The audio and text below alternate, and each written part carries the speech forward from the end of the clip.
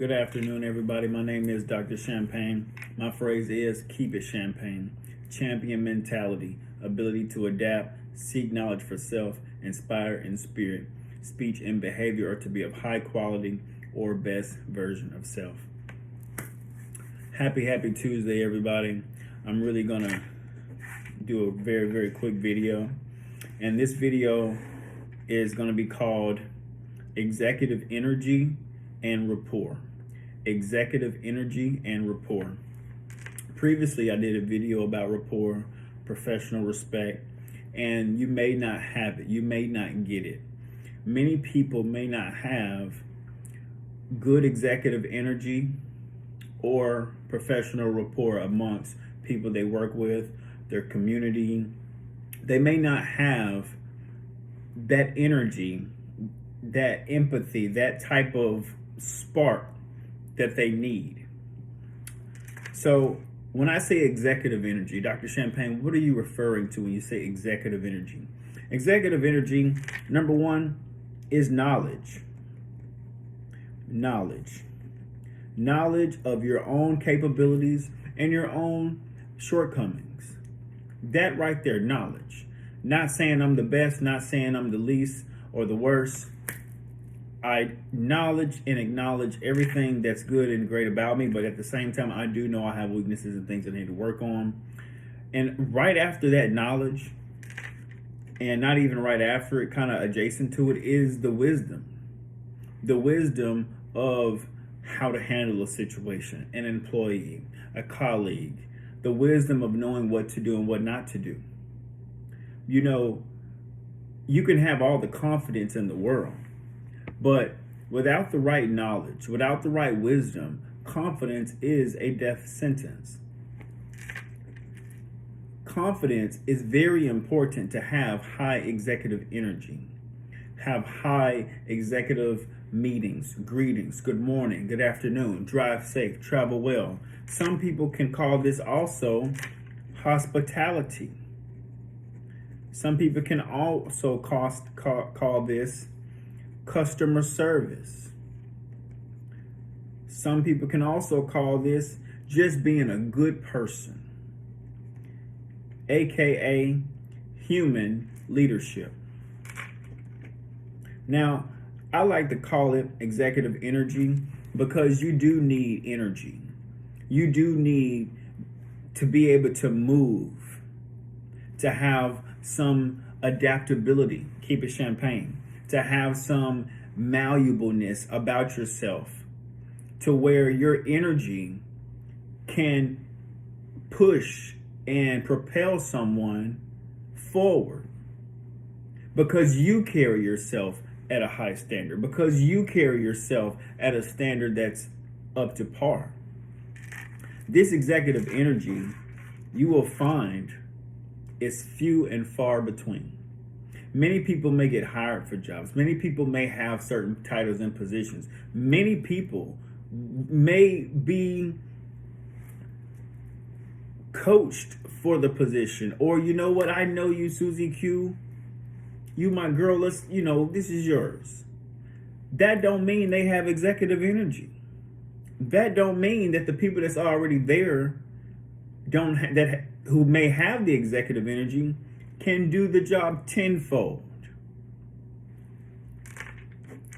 Executive energy is very key when you're dealing in upper tier of employment, branding of jobs. You want to know that you have this executive energy into the company, into the entity, into the agency. This way, it's keeping and teaching all staff, all employees. And I'm not saying it has to be just one person. What I'm saying, this has to be a standard of communication. It has to be a standard of professionalism, which goes to rapport. If everybody has a good rapport, good morning, how you doing? Everybody has a good eye to eye, man to man, woman to woman, man to woman, whatever the dynamic is, relationship, it's easier to do the job. It's easier to cut out rifts, to cut out micromanagement, to cut out all the backbiting, to cut out all the he say, she say, they say, we say, all that stuff. Executive energy, great rapport, professionalism. You know, in our jobs now, in our communities now, everybody is so relaxed. Everybody is so relaxed, and they're in this age of text, chat. Let's not be too formal. We are in an era, or already flew the coop on the era. We're in such a time where I should automatically have access to your entire life. We are in a time where boundaries mean you get written up. Can't have no boundaries in this workplace. We are in a time where your own executive energy, if not careful, can be deemed threatening. We are in a time where your own high standards of rapport and self-respect can be deemed as not a team player. You have to be wise and confident. You have to be knowledgeable and skilled and know your environment very, very well. Know how the people think that you work with. Know what the customers think about you guys. Know what your brand is outside of the brand. Just because you like you don't mean everybody like you. And it's good to get a well-rounded picture of your own executive energy, your own professional rapport, how you handle things that get misconstrued, how you handle disagreements. Because if you do not get a hold of just the minor things that can go from a great team to the worst team, you've lost in more than one way. You can lose high-performing employees. You can lose just the whole morale, the whole creativity of the company or the business or whatever it is. And that right there is the value in a lot of situations. The value is having a team that works so well together, the work does itself. Having a person that does the job so well, are you even working? Yes, not only am I working, I done overworked. Work that you can't even pay me for. We have to find better leaders. We have to find leaders who do not have too much insecurity complexes working with other professionals, high-performing professionals. Just because you have the job of a leader does not mean you're the best. It means you have the job. I'm going to say that again. Just because you have the job of a leader does not mean you're the best. It means you have the job. And you have to have your enough executive energy, enough humbleness, enough meekness to say, you know what? I don't know. Please let me know. I'm a student in your class right now. Please teach me. Thank you. Thank you for teaching me. We have to learn how to be gracious. And I know that's not what people want to hear, because normally when people get the job, oh, I'm the boss, I'm going to tell everybody what to do. You ain't telling me nothing. We have horrible executive energy. We have horrible man-to-man. Good morning. How you doing? Have a great day. We're lacking in a lot of areas in our establishments.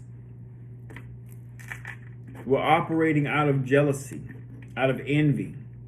And I'm going to say it and I'm going to end this. A lot of these men out here are operating not in their manhood, in their masculine. They're not operating in that. So anytime a masculine man get around these men who are not operating in that framework, there will always be a disconnect. And that disconnect leads to him being a little catty, her being a little whatever.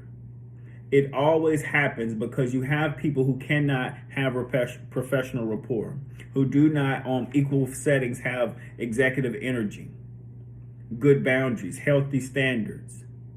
And I know you can't get this across the board. I absolutely know that. But what I will say is, if you do not try, if you do not try to create some common ground, if your first rule of action is, oh, I'm going to show you, let me get my pen and start writing people up, you've already lost. And you lost because you showed your weakness. You showed that any little push, you're done. You showed that you don't know how to bring your executive energy up because you may not have it. Guys, my name is Dr. Champagne. Keep it champagne. Champion mentality, ability to adapt, seek knowledge for self, inspire in spirit. Speech and behavior are to be of the high quality or best version of self. I rushed through this video. I hope you enjoyed it. Please give me a comment. Let me know if you liked it. Let me know if you kind of understand what I'm talking about, or if you don't. I just appreciate you for watching, and have a great night.